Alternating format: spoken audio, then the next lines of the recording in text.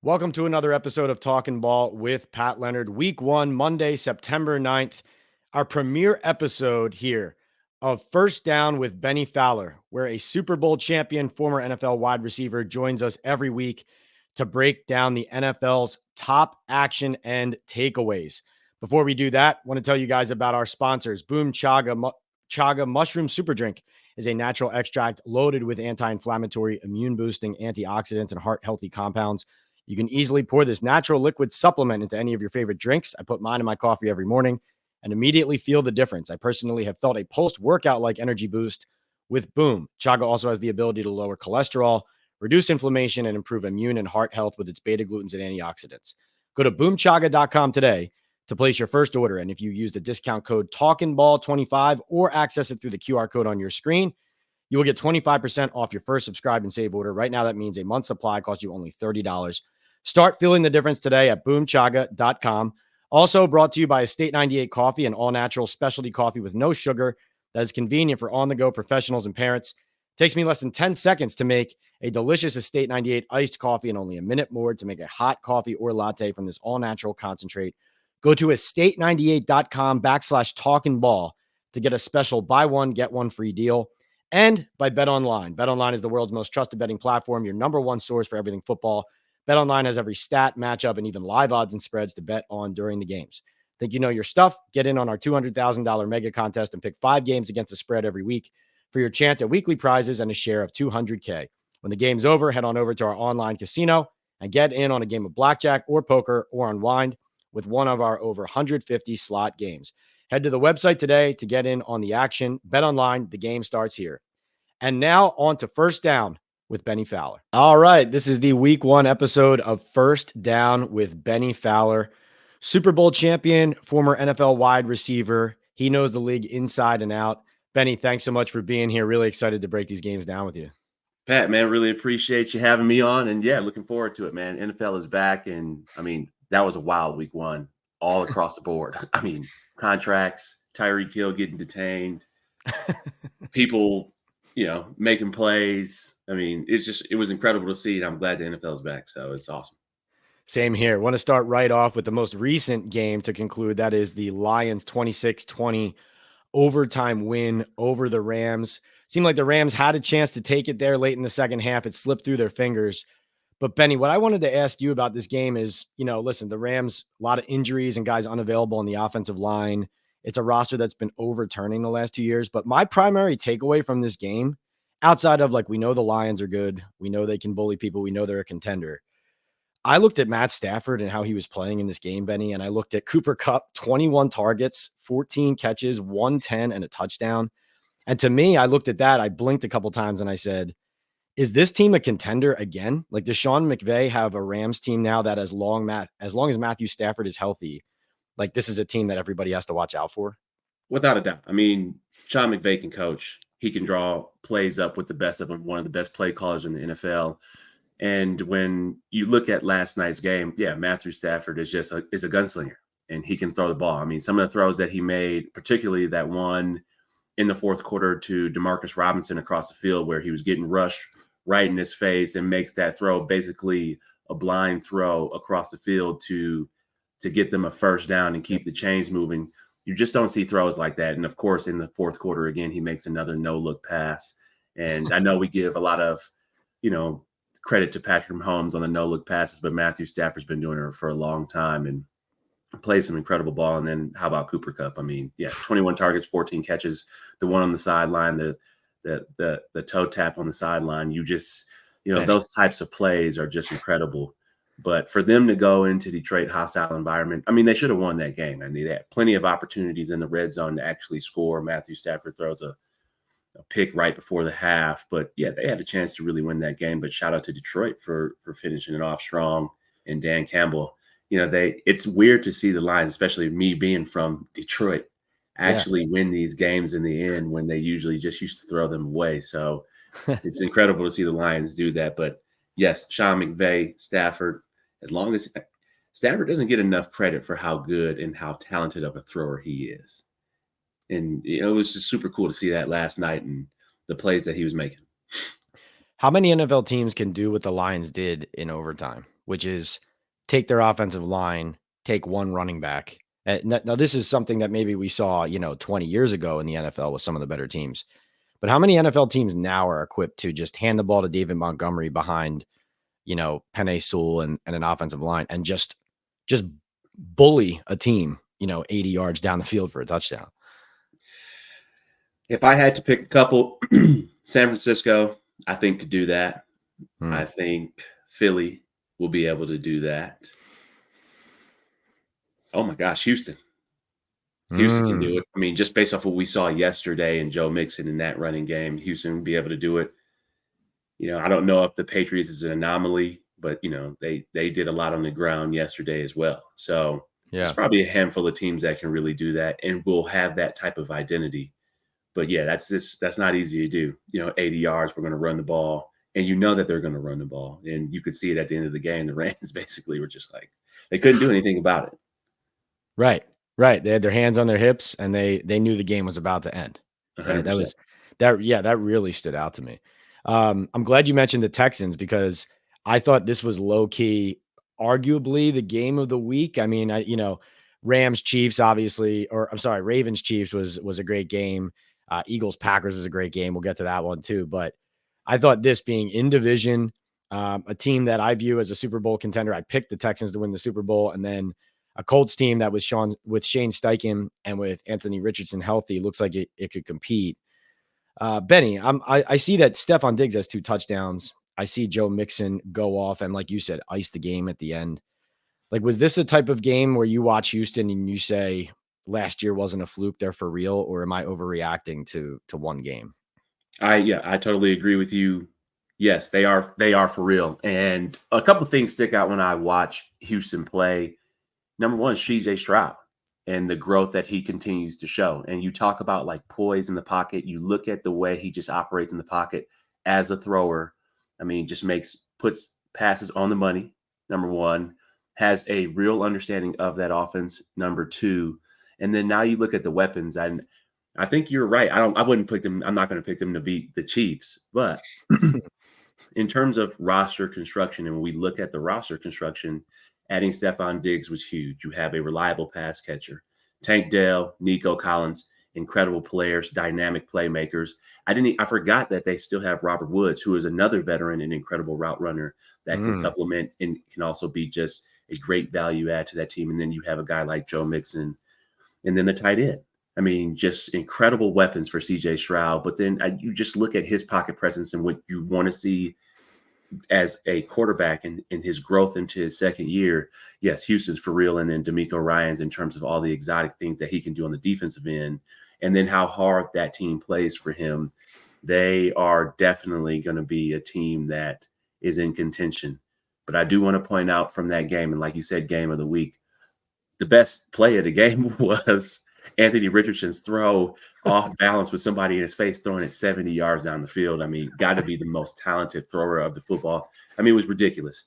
That pass was ridiculous in terms of that post route across the field and how easily he threw that. Benny, what was interesting about that too, I think maybe it was Alec Pierce who called it. It's interesting to me that Pierce knows that the ball can reach him where he is. Does that make sense? Like, yeah, where he's running that route is like, okay, he can throw this to me here. I mean, I know they practice together and everything, but that was silly apart to me too. It's like, there's 2 guys running with you and you're like, oh, like I'm 70, 75, pushing 80 yards down the field. He's going to drop it in the bucket. See, that's where like the Colts are a team I can't put my finger on. Like, who knows, right? I mean, there were so many games I got wrong just betting in week 1, but I look at the Colts and it's so hard for me to say what they're definitely going to be because you see plays like that and the kind of coaching they have. And I feel like if this is how they look in week 1, like if he stays healthy, Richardson, they could be one of the better teams in the AFC if they continue to round out and they continue to build in the direction that they look like they're going, because they are going toe to toe with Houston. Another thing I thought was interesting about Houston, Benny, is like Bobby Slowick coming from that Shanahan coaching tree. He, that's all based on, as having, played in the league. It's based on obviously a lot of the run game and then action off of that, play action, et cetera. But you got to be able to run the ball, right? 100%. And there were questions coming into the season, especially I was there with the Giants Texans offseason preseason game. And their O-line is a pretty good pass blocking O-line, but hadn't shown really that they were like going to be a really good or effective run blocking line. So to me, that is what jumped out to me, was that if Mixon's going to go for 150 or whatever he ended up for in that game, like there's not going to be many teams that beat them if they can play off of that with what Stroud's able to do down the field. Yeah, and that's a testament to their GM and their coach and really putting a great roster together. And Joe Mixon looked great. I mean, zone running scheme is what that offense is built off of. And if they continue to run the ball like that, it's going to be hell for a lot of teams. And that's a recipe to beat Kansas City, is to run the ball on them and keep the ball out of Patrick Mahomes' hands. So we'll see how Houston continues to develop, but I like it. And I just, I just got to go back to CJ Stroud and being calm in the pocket, climbing in the pocket, like all the things that great quarterbacks do. And he has it. And he showed that he could do a lot with his legs yesterday too, if he has to pick up the first down by running the ball. So we'll see what happens. But yeah, that was an interesting game. So as a receiver, you look at Stroud and like you mentioned his accuracy. So as a receiver, when you know your quarterback can make every throw, does that take any kind of concern or second guessing out of your mind, essentially? Like if you're Not playing only with him? could CJ Stroud make every throw, but he puts the ball on the money to where the receivers can catch and run with it after. And I think that's the difference between some quarterbacks who are okay and then the great quarterbacks, is that you saw the ball that he threw to Diggs in terms of the dart route that Diggs was running on the first touchdown. Like a lot of young quarterbacks in their second year will dart that in there, but they don't understand, like, hey, I'm running at you as a receiver. And as a receiver, you want to be able to catch that and just get into the end zone. You don't want to have to catch the ball because it's coming so hard and then fall. And CJ Stroud has that great touch. And even the fourth down to Diggs, a lot of quarterbacks will just try to zing that in there. One of the things that, I was fortunate enough when I was playing with a Peyton or Eli or Drew Brees, they put a lot of touch on that ball because they want you to catch it and stay up. They don't want you to catch it and fall down. So, CJ Stroud just, he throws a very catchable ball, and, it's going to be exciting to see what these guys can do in terms of Tank Dell and Diggs and as well as Nico Collins. Is that a conversation you sometimes or receivers sometimes have to have with the quarterback? Like, let's say you're practicing those types of routes and sometimes it doesn't come naturally to them and you need to walk up to them and literally say, like, let's say after practice, like I'll see Daniel Jones and Darius Slayton always talking, working on things. Like, are those the kind of things you're saying to a QB? Like, listen, man, like on this route, here's what's easiest for me. So do that, right? Is that the kind of combo you have sometimes? Depends on what type of quarterback you have and where they are in their career. When you have a younger quarterback, you're not necessarily saying that. They have too much going on in their head already. So if they're in year 1 or 2, year 3, 4, whatever it may be, you're not going to go up to the quarterback, especially me, because I was lower on the totem pole in terms of compensation and how many targets I was getting. I'm not going to go up to a quarterback and tell him what I want. Not making demands. No, Bennie I'm Fowler not making demands because I'm not necessarily a starter. I'm playing the role. So I won't go up to him. But, the star players or the Sterling Shepards or Odell's, Demaryius Thomas, Emmanuel Sanders, the players and incredible players that I played with, they would let those quarterbacks know. But at the same time, you got a young quarterback, year 1, 2, you're not necessarily going to say, hey, this is what I want on this route. They're trying to continue to learn the plays and study, and they got too much going on in their minds. And I think Stroud just naturally has that. So that's not something that I don't think I think he just already had it. He had it as a rookie last year. Interesting. So speaking of starting quarterbacks, franchise quarterbacks, Dak Prescott, as you alluded to earlier, gets paid big before he takes the field in Cleveland in a 33-17 win over the Browns. 4 years, $240 million, $231 million guaranteed, $60 million per year. The first $60 million player in NFL history, highest paid player in NFL history. Benny, what do you think of the contract? And what did you see from the Cowboys in this game? Incredible for Dak. I don't know how he would have kept his composure. I don't know how I would have kept my composure if I got a deal done 4 hours before the game that was going to make me the highest paid player. And now that I know I'm going to make $60 million a year, but shout out to him for getting that contract. I think it was a safe move by Dallas. It's hard to come by a quarterback. He led the league in touchdowns last year, and it's hard to find a quarterback in the league. And I think he's done well. But now the pressure's all back on him can they actually win some playoff games, and can they win some playoff games at home? Can they win in division? And can he continue to play at a high level? So now all the pressure is on him. All eyes will continue to be on him. We'll see how he does. I thought he played an okay game for their first game of the season this year. So we'll see. It's too early to tell. They had just a great team win. They scored a touchdown on special teams. Dak made some good throws. Incredible throw to Brandon Cooks for their first touchdown. I think it was maybe a zero blitz, and he anticipated that throw. That was a great right on the money. I mean, you talk about those types of throws. Those are, I wouldn't say they're $60 million throws, but you have to be able to make that type of throw. It was incredible anticipation by him in terms of that blitz, them blitzing and bringing the house, and then making that throw to Cooks.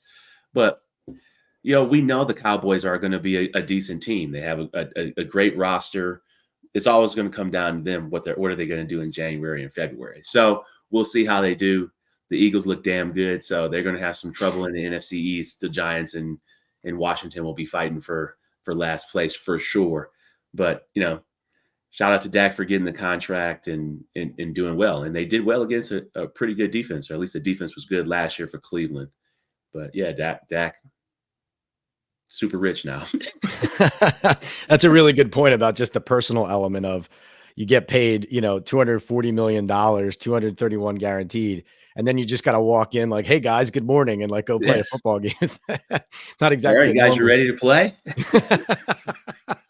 Right, exactly. It's on all of us. Right. Yeah.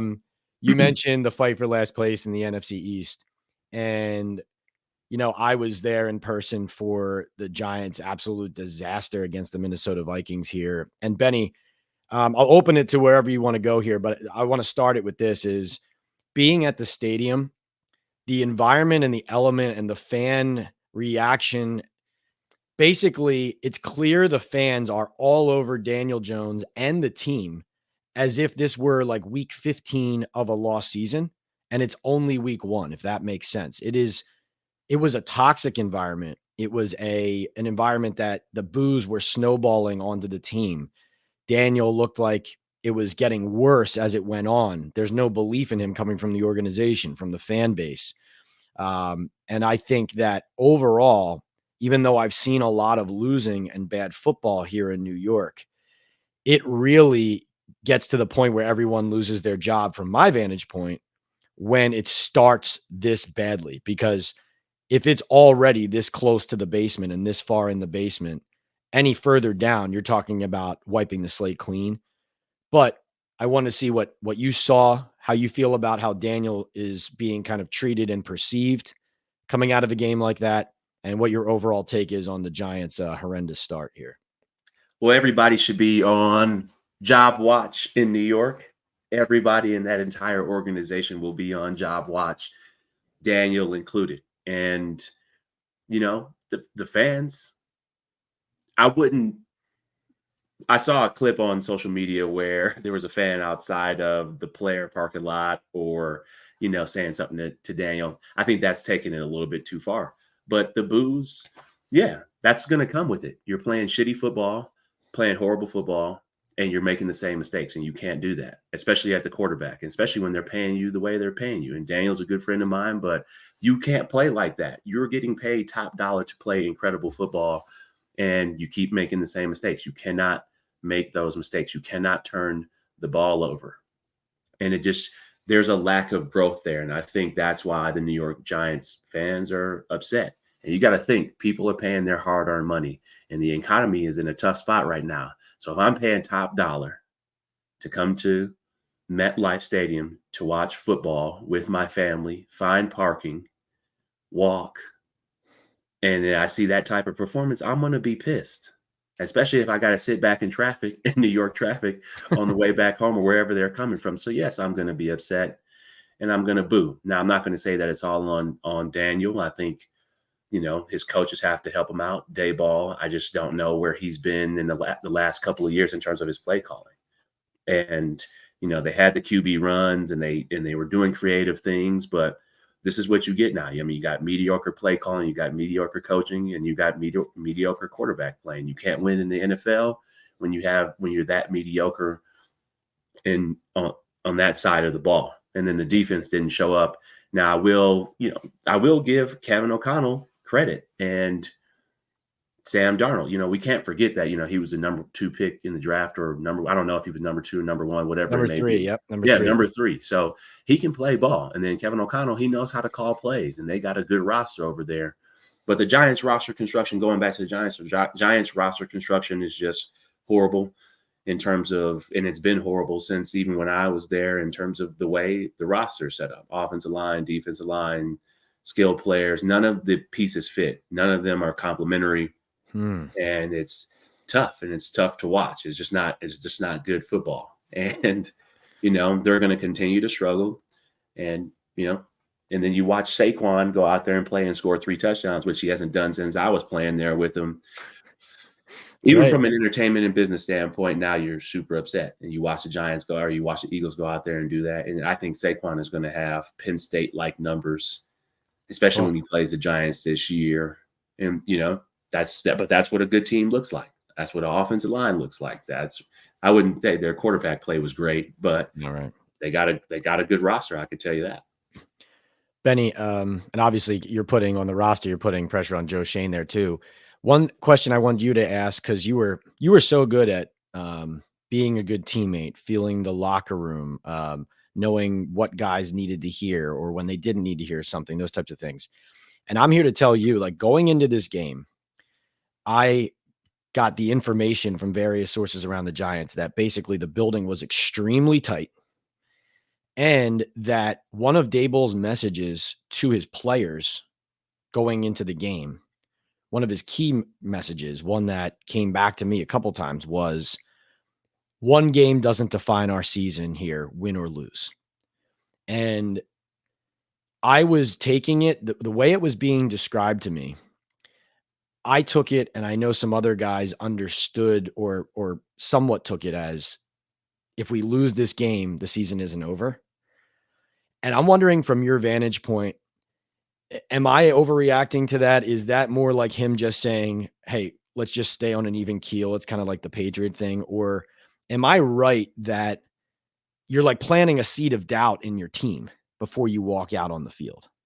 Yeah, I don't know what type of message that is. Hey, one game doesn't define our season. The season hasn't started yet. That doesn't make any sense to me of why you would, have that be the message throughout the entire building. So it sounds like a lack of belief, a lack of leadership. And that's where the Giants have struggled over the last couple of head coaches, is just not good leadership. People don't believe in that. Why would I go out there and play hard? We haven't started the season yet. We have 17 games in front of us, and the first thing your message for the week is like, one game doesn't define our season. Well, we would like to get off to a fast start, I would think, or I would hope that's what you would want, and talk about starting fast. And let's get off to a fast start. Let's go 1-0 this week. At least the good teams that I've played on, that's how we would talk. But that's a leadership thing, and I'd be curious to see what they saw in him in terms of a head coach. Because right now I don't see it. I know he got Coach of the Year a couple of years ago, I think, but hasn't been the same since. And I'd be curious to see what's going on in his mind. But he'll probably blame it on the roster or not having the right quarterback and cowered out. But I just don't. It's unfortunate to see. And I know I wouldn't want to play for a coach whose message was like that. I totally agree with you, especially on that last comment. You don't want to play for somebody who's instilling a seed of doubt and a lack of belief early on. Okay, so I want to open it up to you. You watched the week 1 slate here, obviously still Jets, Niners on deck, but what were some of the key moments or teams or players or developments that stood out to you? I think it's going to be tough. The first thing that comes to my mind is, okay, like, where do the Packers go now? You got Jordan Love out for 4 weeks, maybe 4 to 6 weeks. That's going to be tough for them. He looked good. He made some great throws, but, he still has some growing pains in terms of who he is. But, that was a game that Green Bay could have won. But, getting hurt at the end, that's going to be tough for Green Bay over that, 4 to 6 week stretch when he's out. So that really sticks out, because a lot of people had them. I didn't even think maybe I had them, as a Super Bowl pick.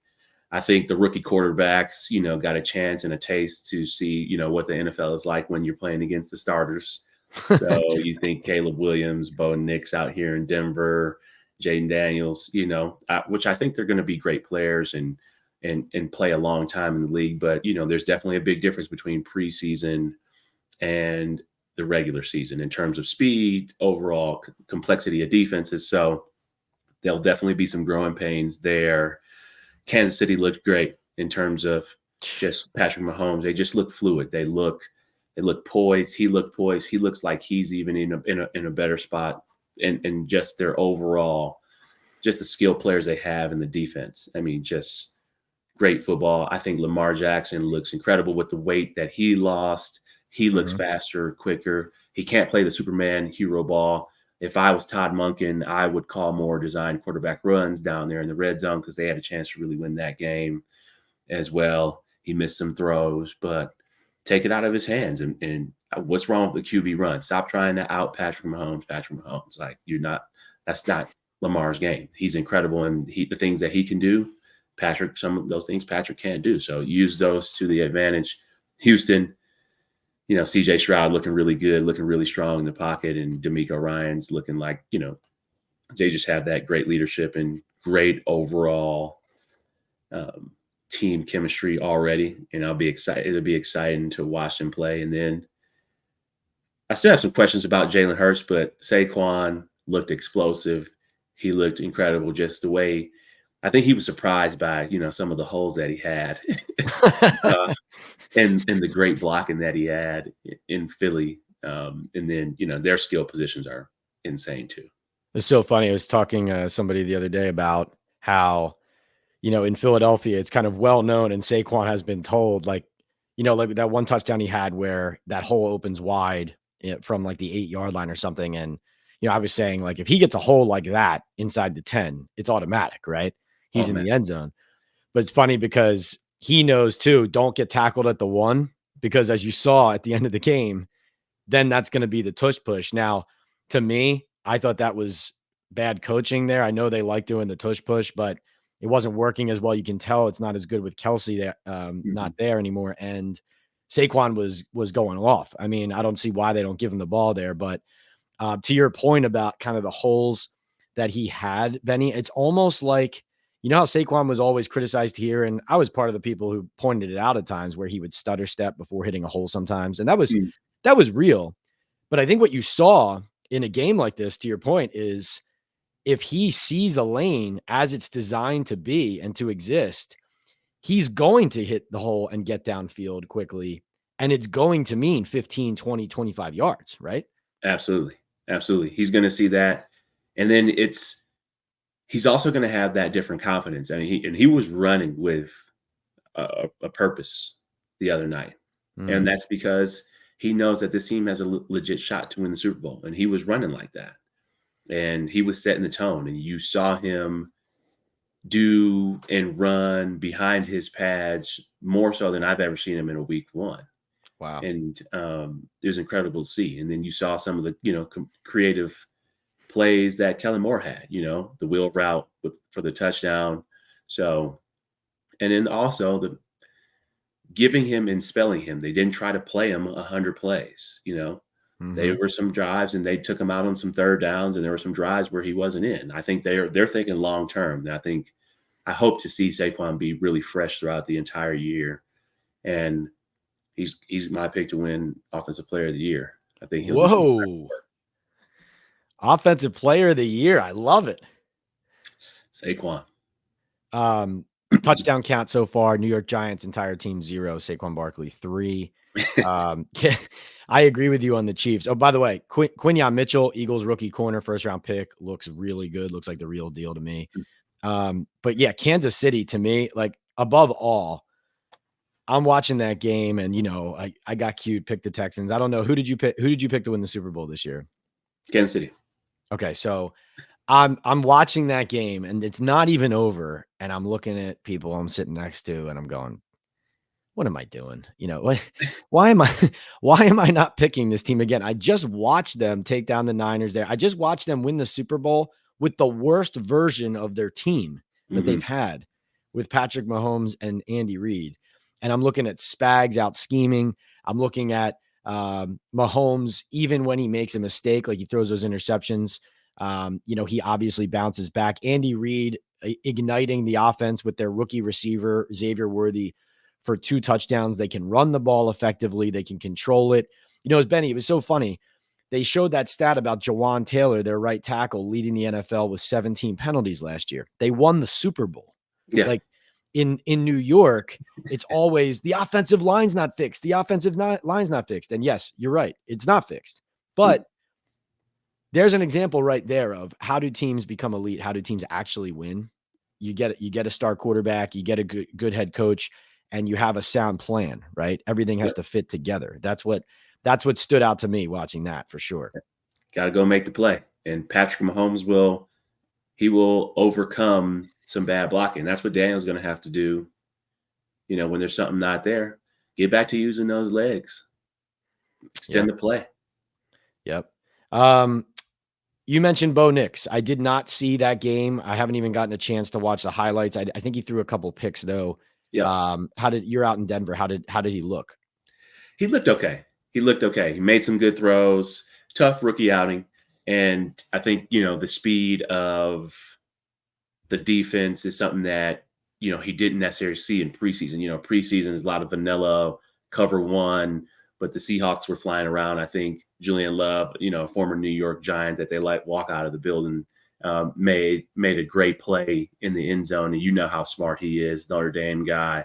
I think I was there his rookie year, but made an incredible play in the end zone. And, Bo's got to, think to give Courtland Sutton a chance, but he underthrew it a little bit. And then he was thrown across the field, and, those DBs have incredible makeup speed. So I think he'll learn, but I think he had some incredible opportunities. He did extend some plays with his legs, which was great to see. Defense played really well, but then, gave up some big plays to a Michigan State guy and Kenneth Walker. So it's good to see Kenneth Walker do well, but the Broncos would be all right. And there's some things to fix and some drops to fix, but I heard Sean talk about it in his post-game interview. And one of the things that Tyke Tolbert always would tell me, and when we had a younger quarterback or even, Daniel's rookie year, you got to help him as a receiver. You got to be able to help the young guy out. And the Broncos had a couple of drops yesterday where, you got to help Bo out, and you got to help these young QBs out. So, we'll see how it goes.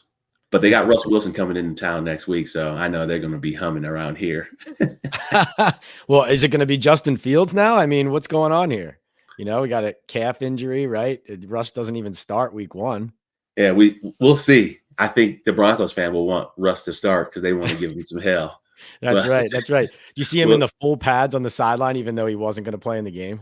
That's just it's such a Russell Wilson thing. It's all that was missing was his own personal office. Reminder to all our viewers, Talking Ball with Pat Leonard is brought to you by Boom Chaga Mushroom Super Drink, a natural extract loaded with anti-inflammatory, immune-boosting antioxidants and heart-healthy compounds. You can pour this natural liquid supplement into any of your favorite drinks. I put mine in my coffee every morning and immediately feel the difference. It has the ability to lower cholesterol, reduce inflammation, improve immune and heart health with beta-glucans and antioxidants. Go to boomchaga.com today to place your first order. You can see it on your screen. If you use the discount code TalkingBall25 or access it through the QR code on your screen, you'll get 25% off your first deposit, first subscribe and save order, that is. Right now, that means a month's supply costs you only $30. So that's boomchaga.com, subscribe and save, Talking Ball 25, get 25% off your first order. Start feeling the difference today at boomchaga.com. Benny, a couple more points here I wanted to hit on. You mentioned Tyreek Hill right off the bat. So obviously awkward for maybe or tough for Dak Prescott to sign a contract and then play a game. How about Tyreek Hill getting arrested, pressed down on the pavement and on the blacktop, and then going and scoring a deep touchdown in the Dolphins game? What do you think of that? I think he has great compartmentalization in terms of, being able to separate that moment before the game and then going out there and playing extremely well. And then also having, the creativity to have the celebration that he had after he scored the touchdown. But, that's just super unfortunate. And, for him to have to go through that, I'm glad they already placed the officer on administrative leave. And, and the other people who were a part of that definitely need to be investigated, because that doesn't make any sense, especially going into the stadium and who that guy is and he's getting ready to go to the game. So, right. Right. just super unfortunate, but shout out to him in terms of just putting that aside and then going out there and playing. And, just the incredible, I mean, that dude, just incredible speed, route running ability, catching. It just is mind blowing that he hasn't slowed down. It's nuts too that in all sports, you have rankings at different positions or whatever. And people can't, it's hard to even put him in the receiver category. Like it's like there's him and everybody else, because not only is he so good, he's just so unique. Like Mhm.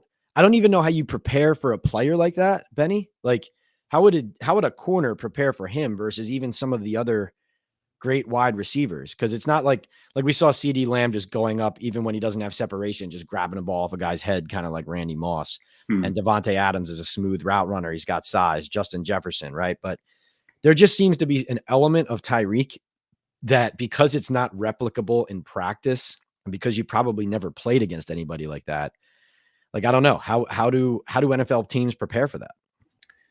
I think it's got to be done, at least from the great defenses that I played on. It was done with a lot of communication and Mm, passing things off. And we had the no fly zone here in Denver, and then the defense that I played with in New Orleans. That was an incredible defense as well. But yeah. communication and understanding that he's going to make his plays. But they would talk about like gang tackling. A lot of Tyreek's plays. These are they're shorter routes, and then he runs after catch. You got to try to get him on the ground and corral him as a defense. But you know, don't give Yeah. up the big play. Put that safety in the middle of the field and put him super far back. But just when he gets the ball, keep him in front. Get him down on the ground. Don't let him, get to, because no, you're not going to catch him if he if he gets a couple steps in front of you. You're not catching him. It's it's funny as you were saying that, I started laughing because when I was in Miami last year for the Giants game, that is exactly the picture of when he catches the ball, and even if it's a short route, you see the defense trying to kind of fence him in, but he's doing like kind of like the jumping back and forth, and you can see the guy's ankles kind of starting to bend and break. You know what I mean? Like because he's so much quicker than your eyes are, or that other people's reactions are. That that even though you have him, it's like now you see me, now you don't possibly. Yeah. Um, all right, so a couple more. You played for the New Orleans Saints, 47-10 Saints over the Carolina Panthers here. I went back, watched the highlights, looked at the box score there, saw how it went. Benny, it looked like Carolina played as much of a role in this being a blowout as New Orleans did. But would you agree with me that the Saints kind of woke people up a little bit here to the fact that they're not just they're not just a crappy NFC South team that's going to win a bad division. Like they actually looked like they could make some noise this year. Yeah, they got some great veterans, number one over there in terms of Tyrann Mathieu, Cameron Jordan, Alvin Kamara, and some of the receivers, Chris Olave. They got a good, and then Rashid. I think the other Shaheed. receiver, 22. I mean, he got insane speed too. So they got some really talented players. I think, still got Taysom Hill there. The question is, how does Derek Carr play over a 17 game season? He'll have games like this, and he had games like this back when he was in Oakland, and then he'll have Hmm. games where he doesn't play like how he played yesterday. But he was super efficient yesterday and made a lot of plays. They ran the ball well, but it's a long season. But like you said, Carolina did play a role in this, and they're not doing any favors to Bryce Young, and their roster is not good. They're going to be the worst team again this year in football, and that just is Sure, another Giants thing. are going to take the mantle. Giants aren't going to jump them. No, the Giants can beat them. I think they Uh, just they're just not good. Panthers just aren't good at all. And 47-10 week one is crazy, but that's one of those things where I'd be curious about the coaching. And I know they have this offensive guru, but yeah, Canales. are you Yeah. making it easy for Bryce? Are you making it easy on the skill players you have? Or so I didn't really watch that game. There wasn't much to watch, but Derek Carr was looking really efficient. And the Saints, they're talented. They got great corners. They got Demario Davis still on defense. Like they got a good roster. If they can get consistent quarterback play, they'll be all right. Because Kirk Cousins, my man Kirk Cousins from Michigan State in Atlanta, did not look good yesterday. They did not. Yeah, that was ugly. Hard to believe in them. Benny, this strengthens my belief, and I'm not saying, oh, it was all in Cousins or whatever. But what I'm saying is, anytime teams draft quarterbacks as high as the Falcons did, even though they paid him Cousins that contract, the guy ends up playing. Like whether it's because of an injury or it's because of disappointment in how the offense is running, whatever it is, high quarterback picks play. Like Yeah. I know Mahomes sat most of his rookie year, got that last game at the end with Alex Smith in there, but does this strengthens my belief that Penix will get in the lineup at some point for Atlanta. It also tells me, This year, you think? yeah, I do. I mean, it's most likely that it happens with, Kirk has an ankle injury that keeps him out 2 weeks or something like that. You know what I mean? I mean, Hmm. I'm not saying he's going to get Kirk flat didn't out look healthy benched. yesterday. Interesting. He didn't look healthy. And I know he's maybe almost a year out from the Achilles, maybe 10 months out, but he didn't look healthy. What about him didn't look healthy to you? How he was planning? Just movement, pure movement in terms of how he moves in the pocket, usually in a lot of shotgun formations, no under the center. I'm just super curious. Hmm. Kirk's always been an under the center quarterback. He's played in the Kubiak, Kyle Shanahan offenses, where there's a lot of play action. There was a lot of, it was a lot of shotgun, a lot of pistol. And it's almost like they didn't want him moving a lot. Huh, that's a really good insight. And this is the other thing, Benny, too. And, if you see that, right, players see that. And of course, Kirk is there to hopefully get healthier and play better in the offense form around him. And they're paying him a ton of money. So it's not like, oh, this isn't working, let's pull the plug right now. But my point that I was going to make is, let's say they have a few more games like this in the early part of the season. And part of it is the obvious note that Kirk doesn't look 100%. To me, I mean, you tell me, don't guys in the locker room start to, I don't know if you talk about it, but you just kind of know, like, hey, maybe this guy gives us a better shot this week, right? It really depends. If you have, if you're starting to have 5 or 6 games like how they had yesterday, Okay. for sure. But it only takes one game of Kirk looking like the Kirk Cousins of old for that locker room to be like, all right, yeah, like they know it because they got a lot of veterans in that locker room, and they know there will be a lot of growing pains. Even if Penix gets in there and he makes a couple good throws, there's still going to be growing pains. Guy, can you do that every week? So you'd rather rely on Kirk Cousins for the next 2 years and let Penix really learn how to be a pro. Well said. All right. Quick preview of Monday Night Football. Jets at Niners. The Niners got Brandon Ayuk back. They signed him as you told them to. They signed Trent Williams back. Meanwhile, the Jets and Hassan Reddick, nothing doing. Reddick didn't show up, not playing in the game. Aaron Rodgers versus Brock Purdy. How do you see it going? I'm going to take Niners at home. I just think that, Kyle Shanahan, especially with, a couple weeks to prepare for this game, knowing Robert Saleh well in that offense or that defense, just because, they were in the same building together. He knows how to attack that defense better than anybody. So I got the Niners winning with, Christian McCaffrey, Deebo Samuel, everybody getting involved. I mean, they just got, one of the most incredible skill groups. But it'll be a good game. It'll be close. I think the Jets are hungry. I think that defense is really good. It's disappointing just from a fan perspective. I'd like to see Hassan Reddick out there just because he can rush the passer and he can do some incredible things and can affect a game.